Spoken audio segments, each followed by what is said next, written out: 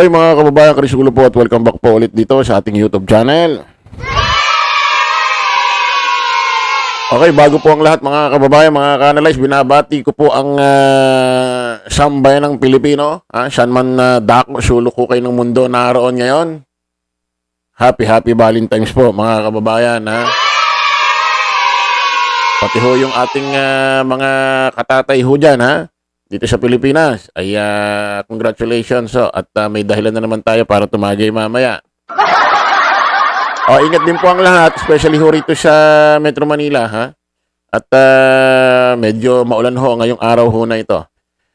Anyway, ito mga kababayan, no choice tayo. Kailangan natin pag-usapan itong gagatuloy. Sorry. Sorry po. Direct, sorry.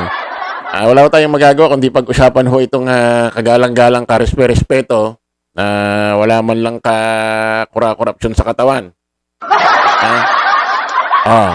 Pakilala ho natin ang ating pangalawang Pangulo ng Bansang Pilipinas. Walang iba. Vice President Inday Sara Duterte. Palakpakan po natin. Kita mo naman pusit. Sorry. Itignan mo naman Ma'am BP Inday Sara Duterte Baka pati dyan sa mga vlogger mo, hindi ka nakakatikim ng ganitong introduction. Pero kita mo naman dito although kinikriticize kita, kita mo naman introduction ko sa'yo, nakakagago nga lang. Okay, ito mga kababayan, mga kanalis, pag-usapan ho natin itong si BP Inday Sara Duterte alias Pusit, alias Siminit, alias Mrs. No Comment, at ano pa, marami yung bansag dito sa babaeng ito. Okay, ito mga kababayan, mukhang napikon, Nako, yari ka rito, Long Mejia. Nako, yari ka rito. Pag nanalo ito bilang presidente ng Pilipinas sa 2080. Yari ka rito, Long. Mukhang napikon ho itong si BP Inday Sara Duterte. Dito ho sa ginawang collaboration ho ni comedian actor na si Long Mejia. At dito ho kay Yusek Atty. Claire Castro. Kasi naalala nyo mga kababayan, ito hong si comedian actor Mr. Long Mejia meron hong programa sa isang mainstream media. Alam nyo naman ang mga mainstream media kayo, hindi na tulad dati nung 80s, 90s. Ang mainstream media dati kasi 80s, 90s talagang nagbabalita lang. Ngayon may mga halo na rin hong iba't ibang pakulo.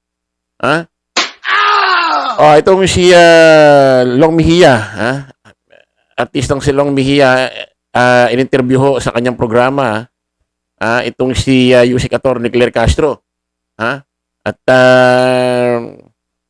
although wala naman silang nabanggit na BP Inday Sara Duterte, pero obvious naman, na Mariosep tayo naglolokohan pa talaga naman pabarat ho ito kay BP Inday Sara Duterte. Pakinggan niyo muna to alam ko yung iba napanood na ito pakinggan natin. Nandito kayo sa long table? Order muna kayo ng Okay. Nang meron naman kayong higano. Sige. Ayan, Order oo. kayo. Ayan. Teka lang Ay, Mia, wala akong budget Sagot ito ni Long Sagot ko. Opo. Ayan, Meron kasing isang senaryo rito si Long Mejia. Siya na waiter daw siya. Guest or customer ho itong si Yusek Atty. Claire Castro. Abay, binigyan ng menu. Menu. Social tayo kaya menu. Nung bata-bata kasi ako, tawag ko rito menu Menu pala ang tamang pronunciation. Binigyan ng menu itong si Yusek Atty. Claire Castro. Waiter to si Long Mejia. O-order ngayon itong si Yusek Atty. Claire Castro. Pakinggan natin kung ano yung order ni Yusek Atty. Claire Castro sa waiter na si Long Mejia. Senaryo. Okay. Sagot ko yan. Pero, okay, gusto ko pusit. Pusit? Pusit. Pusit ang gusto nyo? Pusit? Oo, yung pagka nagtapon ng tinta, sobrang itim. Yun ang gusto kong kainin. Yun yung tinatawag na pusit, talaga masarap yan. Kasi may mga pusit na important. Yan pusit, native batayang na gusto nyo. Pusit, Yung may basta tinta. pusit. Oo. Yung may Pusit, tinta. yung po gusto nyo, pusit. tinta pa. Yung pag nilabas ang tinta niya, parang puro fake news. Yun ang gusto kong kainin. Ayun. Yan Wala yung nilalabas na Ayan na. pasabog. Ayan na. Gusto ko mga Pasabog fake agad. news. Oo. Sige. Sige. Order ka at Yun lang. yun lang po. Magra-rice kayo. Hindi na kayo magra-rice. Hindi na, pusit lang, okay na ako. Drinks. Sabagay, may drinks naman tayo dyan. Pero yung mga, siguro, iba pang kaalyadong maliliit na pusit, pwede isama. Isama na. Yung baby pusit kung Yung tawagin baby po yan. pusit. Yan. Ayun.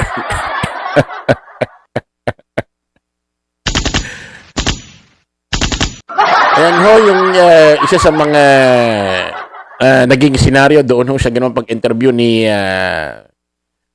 Long Mejia sa kanyang programa sa Abante Radio, sa DWAR Abante Radio.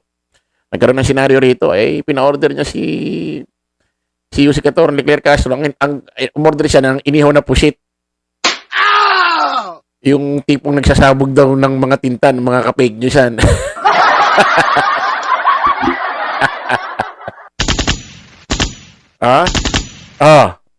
Si Lumia sabi na, ayan na. Ito na, gusto ko. Isama na rin daw yung mga kaalyado ng mga inihaw na pusit. Medyo nagpi-playing sip ito si Lumia. Natatakot yata niya. Nenervous yata. Yung mga baby pusit daw. Kasi alam naman natin, mga kababayan, itong si BP Inday Sara Duterte, nung nakaraang taon, talagang nag-viral trending ho yung bansag sa kanyang pusit dahil naman dito rin sa kaapelido ho ni Yusek Atty. Leclerc Castro na si Representative Castro, yung babae doon sa House of Representative. Ngayon yata talo na yata, wala din na yata congresswoman niya. Sabi ko kasi ni Representative Castro nung nakaraan taon sa kanyang isa sa kanyang mga pahayag nung itong si BP Inday Sara Duterte ay nag-guest doon sa Quadcom committee, taasang sinabi ho ni Representative Congresswoman Castro kahit ando doon ho sa harapan niya si BP Inday Sara Duterte. Ito si BP Sara ay isang parang pusit. Na kapag nasusukol na sa mga katanungan, ay nagsasaboy daw ho ito ng mga tinta. Para lumayo yung kanyang mga kalaban. Para lumayo yung mga tanong sa kanya. Kumbaga, ito, tinta ko, magsialis kayo dyan. Magsilayo kayo at di ko na kaya yung mga tanong nyo dahil wala naman talaga ako isasagot dyan kahit nandito, kahit nakaupo ko dyan. Lumalabas ho kasi ito si BP Inday Sara Duterte, mga kababayan, kahit ho umaaten sa Quadcom committee ng mga nakaraang taon, andun lang siya pero wala namang sinasagot, walang maisagot. Ano nga isasagot niya, wala naman siyang ebidensyang ilalabas para mapasinungalingan yung mga paratang sa kanya. Sukol na sukol nga kahon na kahon nga kaya nga parang pusit nagsasaboy ng tinta kasi sukol na. Di ba? Kumbaga sa estudyante, ang habol lang attendance.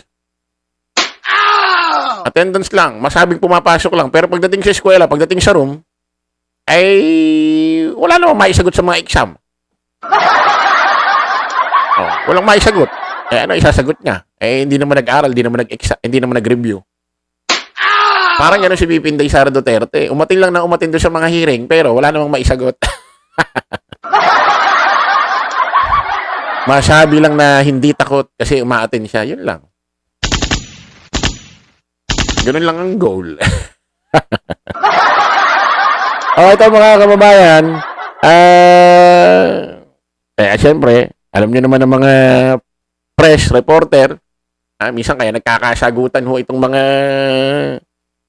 mga politiko natin, especially itong magkakalaban sa paniniwala ng politika, minsan kasalanan din ng mga reporter. Siyempre, pipick upin nila yung mga pahayag ni Yusek Atty. Leclerc Castro sa kanyang press con. Pupunta naman sila sa kampo ni Sara. Sasabihin naman, Vice President, ano mo sasabi niyo dun sa sinabi ni Yusek Atty. Leclerc Castro? Ganito raw kayo. Order daw siya ng pusit. Parang gusto niya raw kayong kainin. Ano ba yan? Di ba? Siyempre, pag nagsalita naman si Vice President Inday Sara Duterte, pupunta naman kay Yusek Atty. Leclerc Castro. Yusek, sabi ni Bibi Sara, ganito raw kayo. Putik mga tismosa. Ano sabi ni Bibi Inday Sara Duterte ngayon, mga kababayan? Ayan, basahin mo natin. Nagdadala ng kahihiyan. Ganito ay nilarawan ni Vice President Sara Duterte, si Palace Press Officer Yusek Claire Castro. Giit ni Bise, hindi na dapat pinakikinggan at pinapansin si Castro. Matatandang sinabi ni Bise na hindi na umano siya nakikipag-usap sa mga senador dahil binabanatan umano ng administrasyon ang mga nakikitang kumakausap o tumutulong sa kanya. Pinapasinungalingan ito ni Castro at sinabing just tell it to the Marines.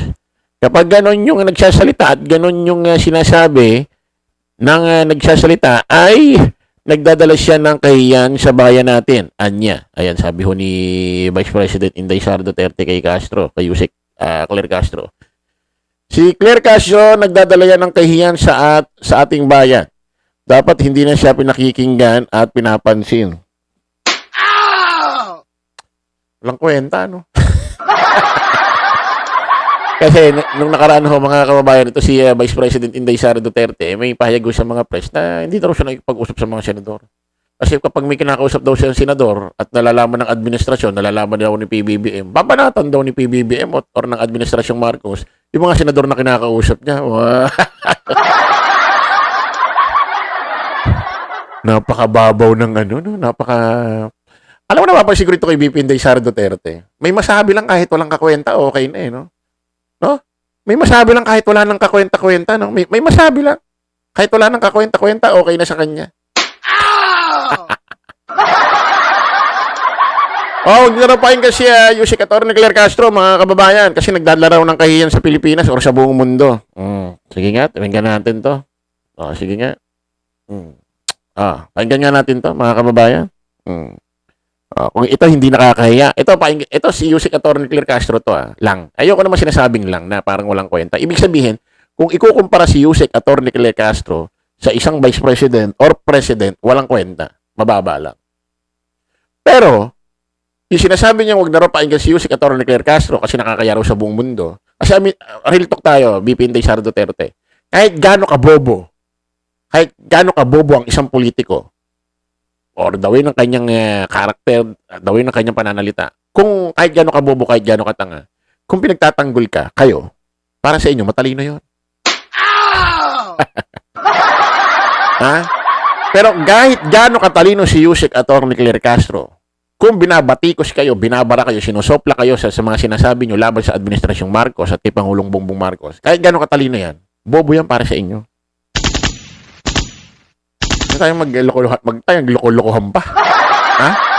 Diba?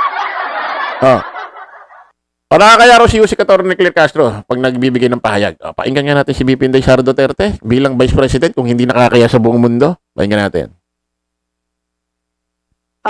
In the NDFL Cup, they are only about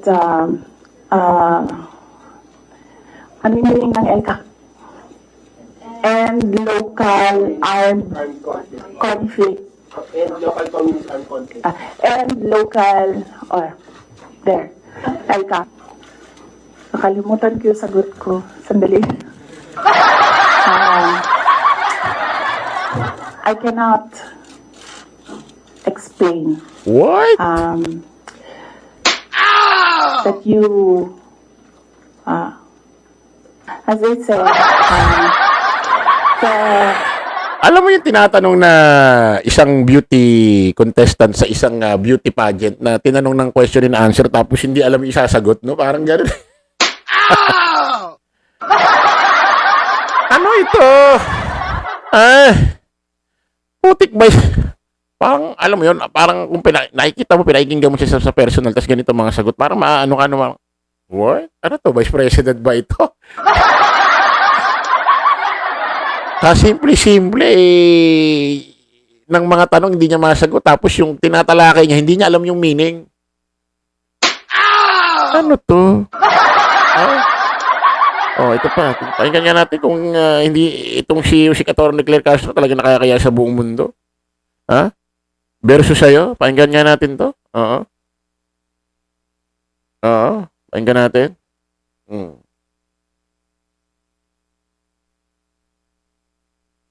Isa-isa ko pinuntahan lahat ng bangko.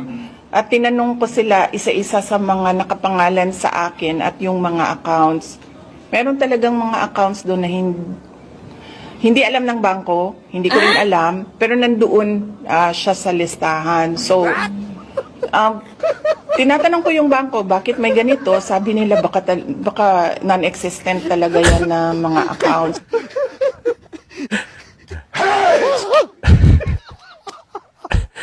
Anong klaseng paliwanag yun? May mga existing account doon sa bangko, pero hindi alam ng bangko. What? Anong klaseng pahayag yan, mga kababayan? Naalala ko tuloy dati yung meron siyang sinabi sa isang reporter doon sa isang interview, ambush interview sa kanya, about sa 20 pesos na bigas. Sabi niya, imposible naman talaga maging 20 pesos ang bigas. Pero pwede. Ha? Pakinggan nyo ha. Kasi mga kababayan, itong abogado ito, Vice President pa. Once na kasi ginamit mo yung word na imposible, para sa'yo, hindi pwedeng mangyari. Imposible na nga eh. Imposible. Iba yung posible. Pag sinabing posible, pwedeng mangyari. Pagka imposible, yun ang ginamit mo, ayun sa'yo, hindi pwedeng mangyari. Tama ba yung word na gano'n na imposible naman talaga pwede maging 20 pesos ang bigas? Pero pwede. Alam ko. Pero hindi ko ituturo kay PBBM. Ano yan? Vice President, isang abogada, tapos ganito ho magbigay ng mga paliwanag opinion, no? Kung paano siya gumamit ho ng mga word term, no? Parang hindi ho Vice President, hindi abogado. Kaya nga sabi ko sa inyo, hindi ho pwedeng pang-presidente ito eh. Aminin nyo na, kaya nyo lang naman gusto maging presidente ito, gusto nyo iboto, kaya kayo may amor dito kasi anak ho ito ni Digong. Na naging presidente, minahal ninyo, sinuportahan nyo. Yun lang.